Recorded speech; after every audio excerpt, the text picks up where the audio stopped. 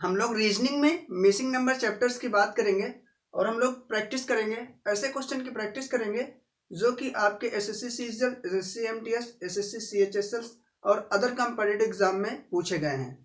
तो चलिए पहला सवाल हमारा है, यहाँ पे 7 है, यहाँ पे 15 है, यहाँ पे 31 है, यहाँ पे 63 है, यहाँ पे 127 है। तो क्वेश्चन मार्क की जगह कौन सा डिजिट आएगा। अब हम लोग देखेंगे कि इसको कैसे सॉल्व करेंगे बहुत ही कम समय में। यहाँ पे क्या करना है, 7 में 2 से गुणा करना है और +1 करना है। यहाँ पे देखिए ये 7 है, इसमें 2 से गुणा करना है अपने से, +1 करना है। तो 7 दूनी हो जाएगा 14, 14 1 15, यहाँ पे वही 15 लिखा हुआ है। अब इस 15 में क्या करना है, 15 में 2 से गुणा करना है और 1 जोड़ना है, तो हो जाएगा 31, क्योंकि 15 दूनी 30 और होता है 1 31। ठीक है, अब इस 31 में 2 से गुणा करेंगे और +1 करेंगे तो हो जाएगा 63, क्योंकि 31 दुनिया होता है 62, 62 में 1 जोड़ेंगे तो हो जाएगा 63।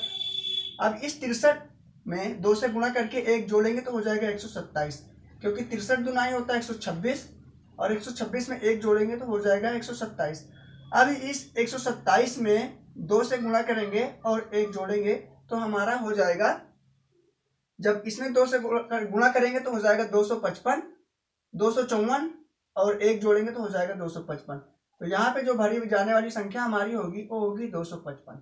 ठीक है, तो इस तरीके के सवाल आप ऐसे सॉल्व करेंगे। एक बार ध्यान से फिर से देखेंगे इसमें क्या किया है, 2 से गुणा किया है, +1 किया है तो 15 हो गया है। इस 15 में 2 से गुणा करके +1 किया तो हो गया 31। इस 31 में 2 से गुणा करके +1 किया तो हो गया 63।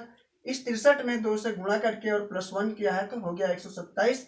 और इस 127 में 2 से गुणा करके +1 किया है तो हो गया हमारा 255। और यहाँ भरी जाने वाली जो संख्या हमारी होगी वो होगी 255। चलिए अब हम लोग दूसरे सवाल को देखेंगे, ये सवाल नंबर हमारा दूसरा होगा। चलिए इसको हम लोग देखते हैं, इसको कैसे सॉल्व करना है। यहाँ पे 64 है, यहाँ पे 36 है, यहाँ पे 49 है, यहाँ पे 21 है। तो यहाँ पे भरी जाने वाली संख्या कौन सी होगी। ठीक है, इन तीनों का क्या रिलेशन बनाया है कि यहाँ पे 21 आया है, उसी तरीके हमें इन तीनों का रिलेशन बना के यहाँ पे भरी जाने वाली संख्या प्राप्त करना है। चलिए तो सबसे पहले हम लोग इसमें देखेंगे कि ये जो 64 है ये हमारा है 8 का वर्ग। 64 कितने का वर्ग है, 8 का वर्ग है। ठीक है, 36 कितने का वर्ग है, 6 का वर्ग है। ठीक है, 49 कितने का वर्ग है, 7 का वर्ग है। ठीक है, अब इन तीनों को हम लोग जोड़ देंगे, 8 6 14, 14 7 होता है 21। ठीक है, इसी तरीके हम लोग इसमें देखेंगे तो जो 121 है, 121 हमारा कितने का वर्ग है, 11 का वर्ग है। 81 की बात करें तो ये 9 का वर्ग है।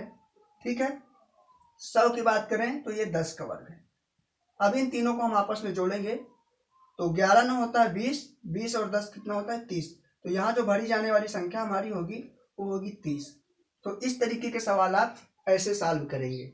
ठीक है, तो चलिए अभी हम लोग बात करेंगे क्वेश्चन नंबर तीसरे की। क्वेश्चन नंबर तीसरा आपके सामने नोट डाउन है, आप यहाँ पे ध्यान से देखेंगे तो यहाँ पे 3 8 और 4, यहाँ पे 9, यहाँ पे 4 6, यहाँ पे 5, तो यहाँ पे 7।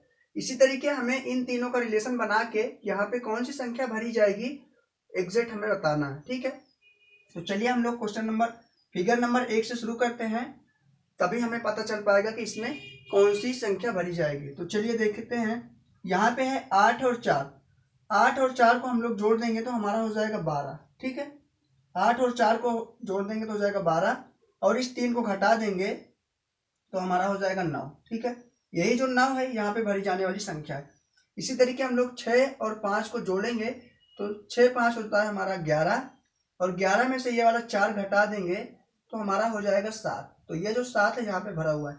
इसी तरीके हम लोग 9 और 3 को जोड़ेंगे तो हमारा हो जाएगा 12 और इस 12 में 5 को घटा देंगे तो हमारा हो जाएगा 7। तो यहाँ पे जो भरी जाने वाली जो संख्या होगी वो हमारी होगी 7। तो इस तरीके के सवाल आप इस तरीके से बनाएंगे। तो चलिए अभी हम लोग देखते हैं क्वेश्चन नंबर चौथे को। तो चौथा सवाल आपके सामने नोट डाउन है, यहाँ पे देखिए 5 है, यहाँ पे 10 है, तो यहाँ पे क्वेश्चन मार्क है, यहाँ पे कौन सा डिजिट भरा जाएगा। ठीक है, या कौन सा संख्या भरा जाएगा। तो इसमें किया क्या है आपको थोड़ा ध्यान से देखना है। यहाँ पे जो किया है ना वो किया है आभास संख्याओं का वर्ग करके +1 किया है। जैसे पहली आभास संख्या हमारी है 2, ठीक है, 2, तो 2 का वर्ग किया है, 2 का वर्ग होता है 4 और प्लस 1 किया है तो हमारा हो जाएगा 5। ठीक है, तो यहाँ पे 5 भरा है। जो दूसरी हमारी अभाज्य संख्या है वो है 3, यहाँ पे 3 का वर्ग किया है तो हो जाएगा 9 और प्लस 1 किया तो हमारा हो जाएगा 10, तो यही 10 यहाँ पे फिल किया है। 3 के बाद जो हमारी अभाज्य संख्या होती है वो होती है 5। ठीक है, तो 5 का वर्ग होता है हमारा 25 और 25 में प्लस 1 करेंगे तो हो जाएगा हमारा 26। ठीक है, तो यहाँ पे जो भरी जाने वाली जो हमारी संख्या होगी वो होगी 26। ठीक है, तो यहाँ पे जो हमारी भरी जाने वाली संख्या है वो होगी 26, तो यहाँ पे हम 26 भर सकते हैं। अब हम लोग आगे देखेंगे कि 5 के बाद जो हमारी अभाज्य संख्या कौन सी है। 5 के बाद हमारी अभाज्य संख्या होती है 7। ठीक है, तो 7 का वर्ग हम लोग करेंगे तो हो जाएगा 49, 49 में 1 जोड़ेंगे तो हमारा हो जाएगा 50। ठीक है, तो यहाँ पे जो भरा है वो 50 भरा है। ठीक, 7 के बाद जो हमारी अभाज्य संख्या होती है 8 नहीं होती, 9 नहीं होती, 10 नहीं होती, वो हमारी होती है 11। 7 के बाद हमारी अभाज्य संख्या होती है 11।